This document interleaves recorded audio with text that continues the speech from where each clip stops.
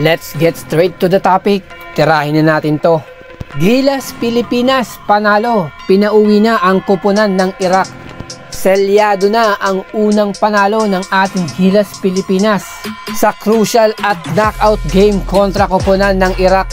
Sa naging laban nga, world-class performance ang ipinakita ng ating Gilas Pilipinas. And take down note at napakabihira po. Tayong mga Filipino fans, alam natin pag mga crucial game, sino ba ang inaasahan? Ang ating naturalized import Justin Brownlee.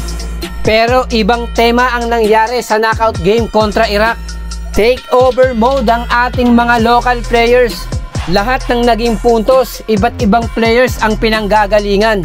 This may be the revelation ng ating Gilas Pilipinas this FIBA Asia Cup Championship without Kai Sotto. Nakadalaban nga po, meron silang napupulot na aral. Sa Chinese Taipei, bagamat late nang ginamit itong si Kevin Kiambao, na-figure out ni Coach Tim Cone na dapat sa susunod na laban, mabigyan na ito ng mahaba pang playing time. Then sa New Zealand Tall Blacks game, yes, medyo nag-explore na si Coach Tim Cone. Ginamit na si Kevin Kiambao, paunti-unti si Carl Tamayo. Ngunit sa laban na yon, kinapos pa rin tayo. Pero yung napansin ko, pinahirapan ng Gilas Pilipinas, in particular, hindi lang po si Justin Brownlee, ganon din ng mga local Filipino cagers natin. And imagine niyo kung meron pa yung Kai Sotto. Talking about revelation, eto na, nagising na ang ating Gilas Pilipinas locals sa laban nila kontra Iraq. Yes, given na po, crucial game, knockout game, kailangan ng itodo lahat. At itong mga local Gilas Pilipinas players natin ang nanguna. Dito mukhang inako na nila yung responsibilidad. Natanggap nila hindi sila mananalo kung si Justin Brownlee lang ang aasahan nila. At sa ganun takbo nga po ng laban, nakuha ng ating Gilas Pilipinas yung una nilang panalo.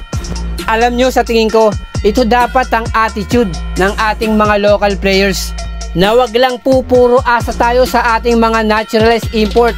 Pansamantala, iwan muna nila yung laruan sa PBA na import lang yung inaasahan.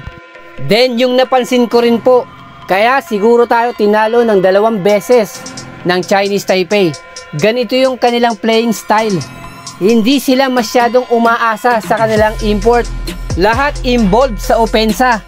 In short, balanse lahat. Na naging resulta nga po, unpredictable lahat ng kanilang mga plays. Na yan po ang ipinakita ng ating Gilas Pilipinas kontra po sa Iraq.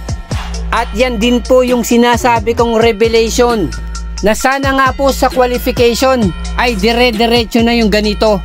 Sapagkat kung ganitong laruan ang ipakikita ng ating mga local players, tapos puputok pa itong si Justin Brownlee, at magiging balanse yung ating opensa at depensa, hindi malayong magpapanalo ang ating Gilas Pilipinas na sa darating ngang qualification match. Makakaharap na natin itong home crowd Saudi Arabia na expected natin na mas magiging mahirap. Nakasunod nito na naghihintay na lang na 2-time defending champion ng FIBA Asia Cup na Australian Boomers.